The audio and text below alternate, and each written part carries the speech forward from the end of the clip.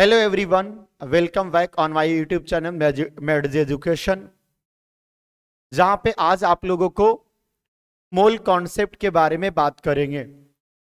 Mole concept का जो सबसे बेसिक पार्ट होता है मॉलिक्यूलर मास, तो इस लेक्चर में आपको मॉलिक्यूलर मास सिखाएंगे। कंटिन्यूअस आप लोगों का वीडियो अपलोड होते रहेगा।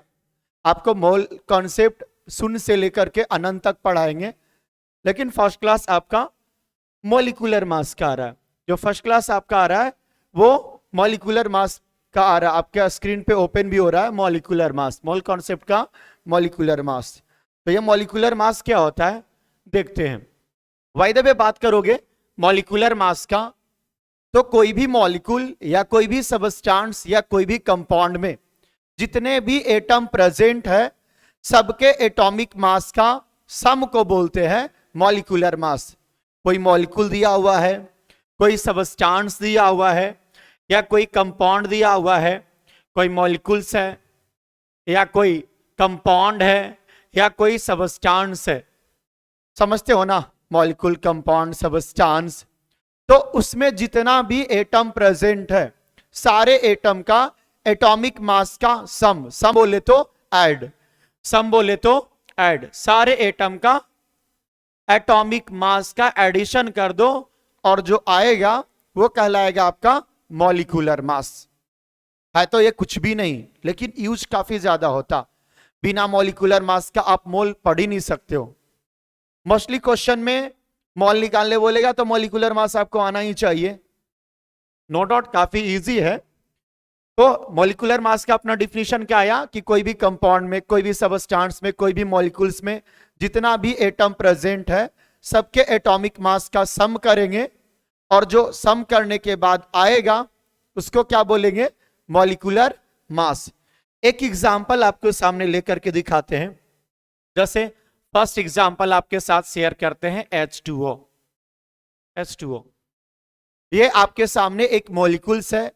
अगर इसका मॉलिक्यूलर मास निकालना है तो आप देखोगे H2O में दो एटम हाइड्रोजन का और एक एटम ऑक्सीजन का है। अगर इसका मॉलिक्यूलर मास निकालना है, शॉर्ट में लिख दे मॉलिक्यूलर मास। अगर इसका मॉलिक्यूलर मास निकालना है तो क्या करेंगे, इसमें जितने भी एटम प्रेजेंट है सारे एटम का एटॉमिक मास का सम, एटॉमिक मास का सम। एक हाइड्रोजन का एटॉमिक मास 1 एग्जैक्ट नहीं होता, 1 पॉइंट समथिंग होता, आप 1 कंसीडर करके बना सकते हो। और ऐसे ऐसे कितने एटम है, 2 प्लस एक ऑक्सीजन की बात करोगे तो कितना आ जाएगा, 16। ओवरऑल ऐड करने के बाद कितना आ जाएगा, 18। और ये जो आंसर होगा वो होगा ग्राम में, बिकॉज एटॉमिक मास होता वो ग्राम में दिया हुआ रहता। और भी एग्जांपल लेते हैं, लाइक सल्फ्यूरिक एसिड H2SO4।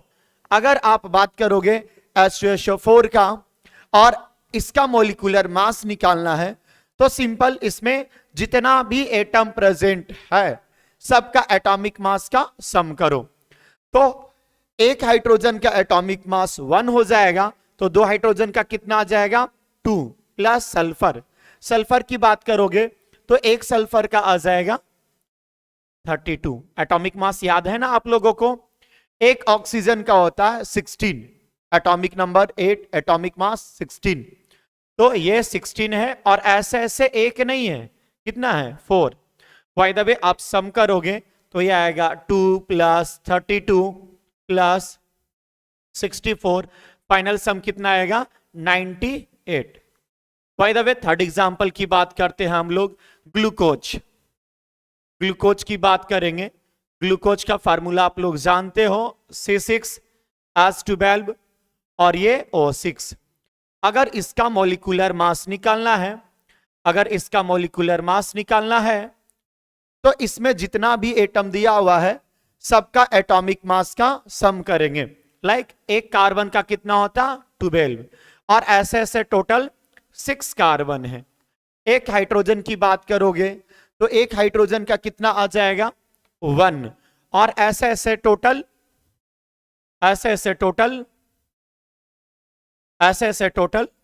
12 है। उसके बाद एक ऑक्सीजन का 16 और ऐसे ऐसे 6। फाइनल जब सम करोगे तो ये आ जाएगा 180। इसी तरीका से फोर्थ नंबर का एग्जाम्पल आप करके दिखाओ। फोर्थ नंबर का example same, why the way आपसे कभी फ्रुक्टोज का पूछ ले, फ्रुक्टोज का पूछ ले तो ग्लूकोज, फ्रुक्टोज, ग्लैक्टोज और मैनो चारों का मॉलिक्यूलर फार्मूला सेम होता, C6H12 और 6, ये चारों का मॉलिक्यूलर मास भी सेम आएगा। नेक्स्ट और भी एग्जांपल आपके साथ करते हैं। जैसे हम लोग अभी 4 मॉलिक्यूल का मॉलिक्यूलर मास निकालने हैं, आप हमें निकाल करके दिखाओ। फिफ्थ नंबर में यूरिया का, यूरिया नाम सुने हो ना, यूरिया मॉलिक्यूलर फार्मूला आता NH2CO और ये है आपका NH2। आप हमें इसका मॉलिक्यूलर मास निकाल करके दिखाओ। सिंपल है, इसमें जितना एटम प्रेजेंट है सबके एटॉमिक मास का सम करेंगे। आप सम करोगे, नाइट्रोजन का एटॉमिक मास कितना हो जाएगा 14, 2 हाइड्रोजन की बात करोगे तो 2 आ जाएगा, और कार्बन का कितना आ जाएगा 16, ऑक्सीजन का, सॉरी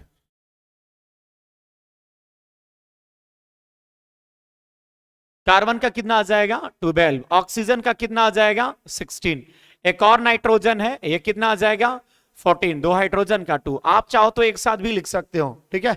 फाइनली आएगा, आप निकालोगे सम करने के बाद तो 60 आएगा। 6 नंबर में आप हमें करके दिखा सकते हो बेंजीन, नाम तो सुना होगा बेंजीन। 6 नंबर में करके दिखाओ आप बेंजीन, C6H6, ठीक है, सिंपल है। बेंजीन का करके दिखाओ। 7 नंबर में आप हमें करके दिखाओ, 7 नंबर में आप हमें करके दिखाओ। टॉलिन के नाम सुने हो, टॉलिन, यह आएगा मॉलिक्यूलर फार्मूला C6H5 और ये CH3, क्या। तो इस तरीके से आपके सामने कोई भी मॉलिक्यूल आया, आप इस टाइप के मॉलिक्यूल को कर लोगे। एक और एग्जांपल करवाते 8 नंबर में।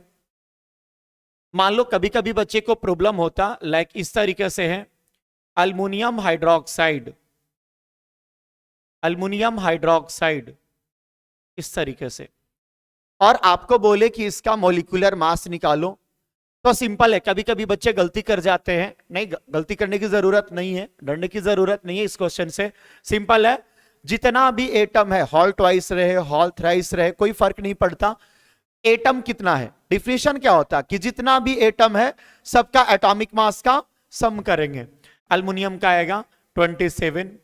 आप चाहो इसको 2 तरीके से निकाल सकते हो। ऑक्सीजन का कितना आ जाएगा 16, हाइड्रोजन का 1, चाहो तो आप 3 से मल्टीप्लाई कर दो, या पार्टिकुलरली 3 ऑक्सीजन हो जाएगा तो 3 ऑक्सीजन का अलग से निकाल लो, 3 हाइड्रोजन का अलग से निकाल लो। इसी का सिमिलर 9 नंबर का आएगा, इसी का सिमिलर 9 नंबर का आएगा। लाइक ये एग्जांपल आप कर लो, मैग्नीशियम हाइड्रोक्साइड, मैग्नीशियम हाइड्रोक्साइड। तो हॉल ट्वाइस का या हॉल थराइस का जो भी क्वेश्चन होगा, एक और है 10 नंबर का क्वेश्चन, ये आप कर लो। NaOH, या 11 में आप FeOH कर सकते हो, FeOH का हॉल थराइस सेम है। जितने भी एटम प्रेजेंट है सबके एटॉमिक मास को सम कर दो, आ जाएगा। तो ये आपका 3 वर्क है जो आप खुद से करोगे। नेक्स्ट एग्जांपल और करते हैं। नेक्स्ट एग्जांपल 11 के बाद 12 की बात करोगे तो बाय द वे कभी कभी इस तरीका से मिलेगा Al2O3। अगर इसका निकालना है, अरे भाई इसका भी सिंपल है, जितना भी एटम प्रेजेंट है सबका एटॉमिक मास का सम कर दो। एल्युमिनियम की बात करोगे, एल्युमिनियम का एटॉमिक मास जो आएगा वो आ जाएगा 27, और ऐसे ऐसे 2 एल्युमिनियम है, सॉरी।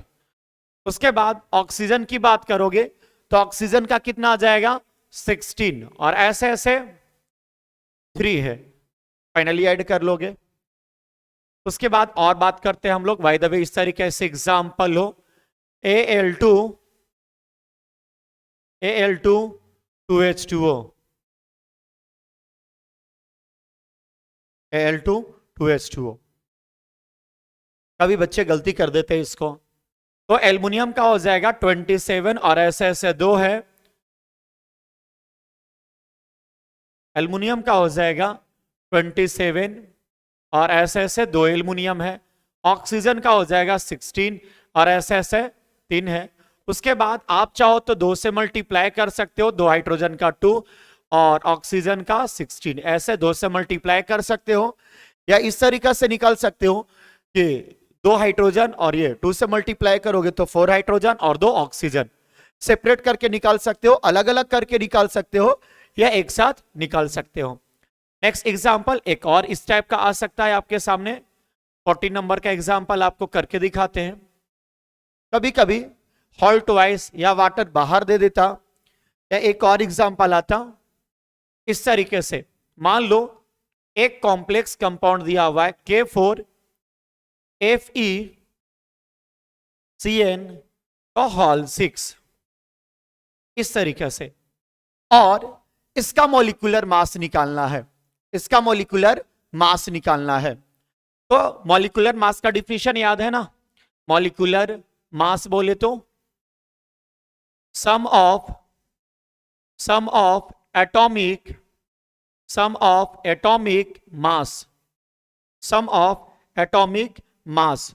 कोई भी मॉलिक्यूल, कोई भी सबस्टेंस में जितना भी एटम प्रेजेंट है, सारे एटम के एटॉमिक मास को सम कर देंगे और जो आएगा उसको क्या बोलेंगे, मॉलिक्यूलर मास। ठीक है, तो by the way molecular mass इसका निकालना है, तो इसका मॉलिक्यूलर मास हम लोग किस तरीके से निकालेंगे।